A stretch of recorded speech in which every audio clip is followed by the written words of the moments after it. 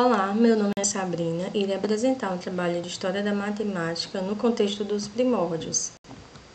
Estudo no IFBA Campus Camaçari, no curso de Licenciatura em Matemática, componente curricular História da Matemática. O docente é o Dr. Alexandre Boleira Louco. Os licenciandos responsáveis por esse trabalho sou eu, Sabrina de Souza Santos, e Vitor Castro Fonseca. Inicialmente pensaremos o que é a matemática. Segundo Biratan de Ambrosio, que além de ser um renomado matemático brasileiro, ele também é o defensor do ensino da matemática humanizado e ele propõe uma definição abrangente de matemática, conhecida como educação matemática intercultural. Então, segundo de Ambrosio, a matemática é uma ciência humana que estuda as relações quantitativas, espaciais e lógicas que emergem de nossas interações com o mundo, entre as pessoas e que é compartilhada e transmitida culturalmente, adaptando-se às diferentes necessidades e também contextos.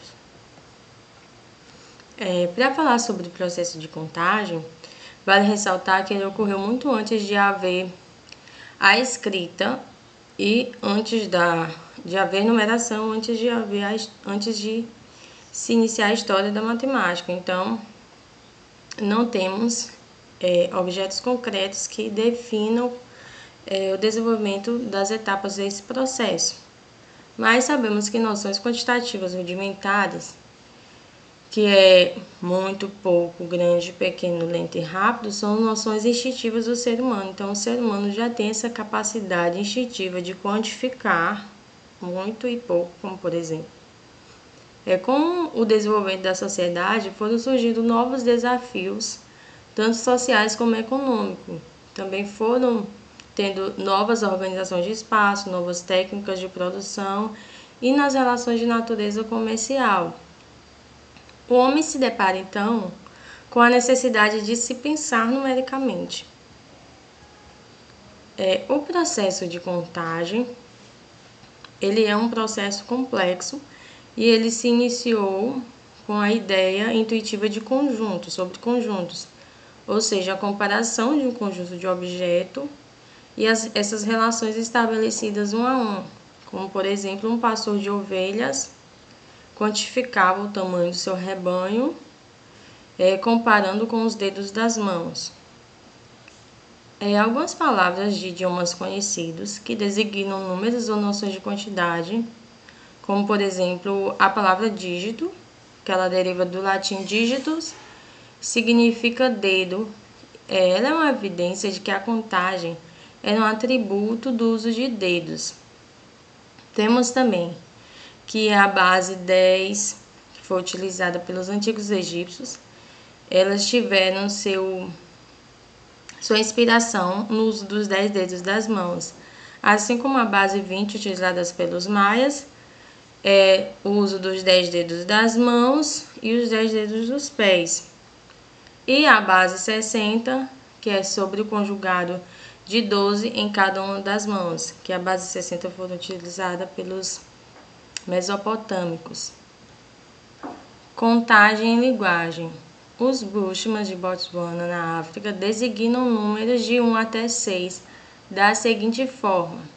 O 1 é utilizado o símbolo A, o 2, OA, 3, UA, 4, OA, OA, 5, que é OA, OA e A, e 6, uma sequência de 3 OAs. E números maiores do que 6 era utilizado um termo que significa muitos. Temos um objeto aqui, bem antigo, que indicia esse ensaio do processo de contagem, né, já pelos antigos povos, que é o osso de Inxango, que ele possuía 3 colunas de traços talhados. E essa análise também dessas relações entre os agrupamentos pode sugerir o número de traços por grupo de cada uma das colunas. Na Mesopotâmia, os babilônicos desenvolveram um papel importante na história da matemática. A civilização babilônica, que está localizada na região que hoje é o Iraque, existiu aproximadamente a 1894 a.C. a 1539 a.C. E na Mesopotâmia, eles desenvolveram um sistema numérico posicionado baseado em 60, ou seja, é o que chamamos de sistema sexagesimal, que ainda é utilizado hoje para medir o tempo, como por exemplo, 60 segundos em 1 minuto, 60 minutos em 1 hora. E para esse sistema numérico temos símbolos correspondentes do número 1 ao número 59. Após o 59, o 60 utiliza o mesmo símbolo do número 1. Nos exemplos abaixo, o símbolo que representa a unidade na base 60 e o símbolo que é um A inclinado à esquerda representa o número 10. Então, para representar o número 23, os mesopotâmicos utilizavam dois símbolos que parecem um A inclinado à esquerda, mais o símbolo que representa, 3 símbolos que representam a unidade. E assim representavam o número 23. Essa tabuleta nos dá indício que na Mesopotâmia eles já calculavam raízes quadradas. E aqui nesse exemplo temos aqui também o cálculo da diagonal de um quadrado. Temos algumas outras descobertas na Mesopotâmia, relacionadas a problemas comerciais. Os babilônicos eles desenvolveram técnicas matemáticas para resolver problemas relacionados a compras, vendas e trocas comerciais. Isso envolvia cálculos de preços, lucros, descontos e quantidades envolvidas entre as ações comerciais. Temos também problemas relacionados de construção. A arquitetura e a construção eram atividades importantes na Babilônia. Os babilônicos usavam conceitos matemáticos para calcular áreas de terrenos, volumes de materiais necessários para construções, bem como para criar padrões geométricos nas estruturas. Problemas acerca de divisão de terras. A divisão justa de terras entre os agricultores era um desafio que os babilônicos enfrentavam. Então, eles desenvolveram métodos matemáticos para dividir terras de forma equitativa entre várias partes interessadas, levando em consideração fatores como tamanho, qualidade do solo e características geográficas. Na astronomia, os babilônicos eram excelentes observadores dos céus e desenvolveram um sistema astronômico complexo. Eles usavam matemática para prever posições e movimentos de planetas, estrelas e outros corpos celestes.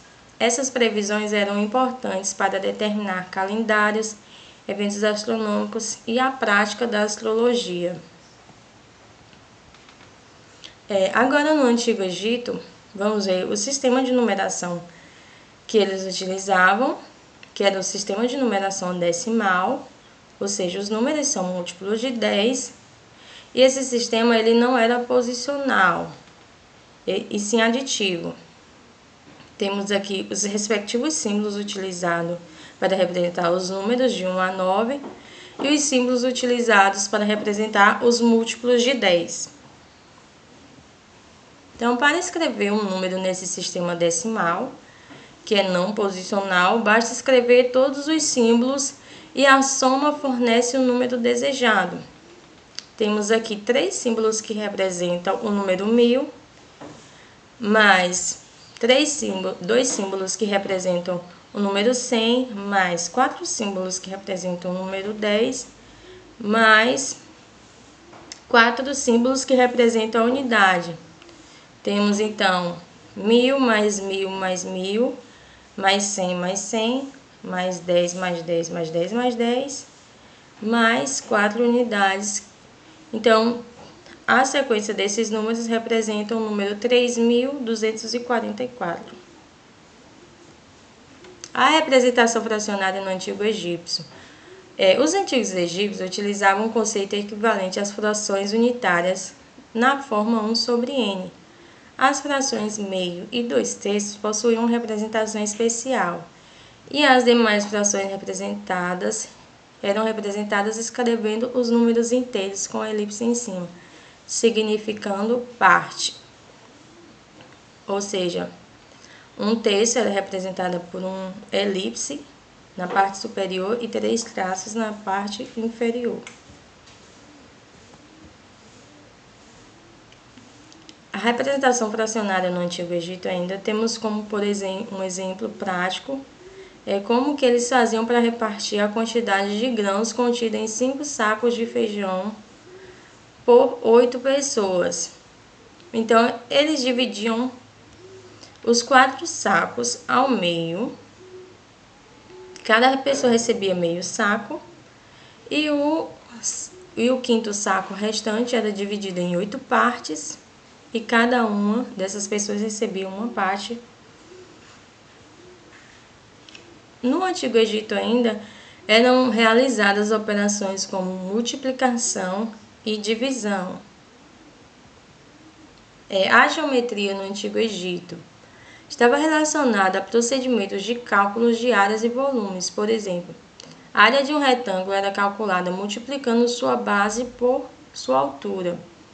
A respeito da geometria da pirâmide, as únicas certezas de conhecimento sobre o assunto são a inclinação dos lados de uma pirâmide, o volume do tronco de uma pirâmide e o volume de uma pirâmide.